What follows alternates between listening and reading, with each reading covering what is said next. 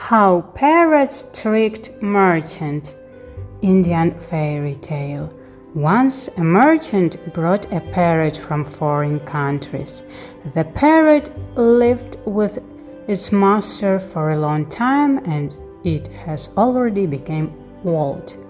Once a merchant went to distant lands to trade. Before leaving, he called his relatives and said, "I'm going far away. Say, what would you like to get from the distant countries?"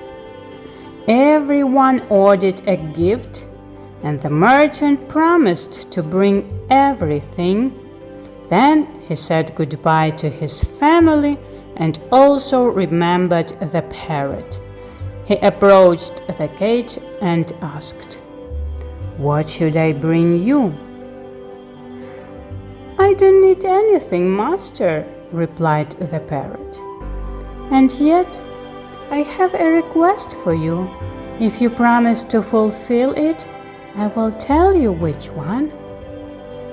"What kind of request is that?" asked merchant. "I will do everything in my power to fulfill it." Then the parrot said, "In one of the countries in Bengal, there is a famous field near the bazaar. A sprawling tree grows in that field, and many parrots live in the tree. I am asking you to find that tree and convey my greetings to the parrots, and tell as follows. My parrot, sitting in a cage, asks to convey to you that you, as he says, fly about in forests and gardens and do not think about those who are in captivity. Your souls are callous. If you don't help them, they will die in cages. Remember well what the parrots on the tree will say and tell me their answer word to word. This is my request." "Okay, I will do as you ask," answered the merchant and set off.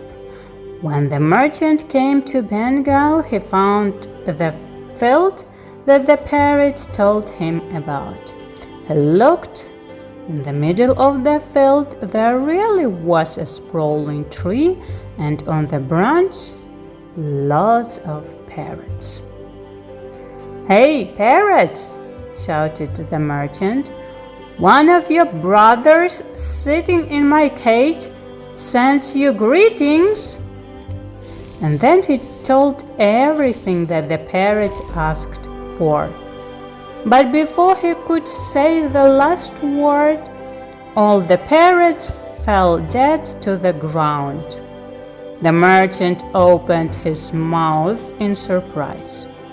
He thought, "Apparently these are all my parrots' friends. When they heard my greetings conveyed to them, they fell dead from emotion and pity." The merchant stood over the dead parrots for a while, left destroyed for his homeland. When he returned home, each of his relatives received a gift. The merchant brought everyone what they asked for. Only the merchant didn't bring the parrot an answer to his greetings.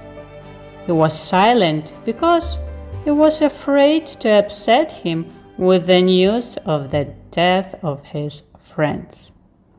Then the parrot spoke up. "Master, did you convey my greetings to the parrots in Bengal? Why are you silent?" "I conveyed your greetings," said the merchant, "but I didn't receive an answer." The parrot was very upset, and then he asked, "At least tell me what you saw on the field in Bengal." The merchant somehow had to tell everything as it happened. I came to the field you mentioned and found a sprawling tree, and on it lots of parrots. But as soon as I gave them your greetings, they all fell from the tree to the ground dead. I also have something to tell you." Before he could say these words, the parrot in the cage threw back its head and fell heartbroken dead. The merchant felt very sorry for the parrot. "And why did I tell him about the death of his friends?" he thought. But what could he do? He took the parrot for food and threw it out the window. And the parrot did just that and flew away. Only now did the merchant realize that the wild parrots fell from the tree to the ground not dead. They only pretended to be dead to teach the caged parrot how to break free.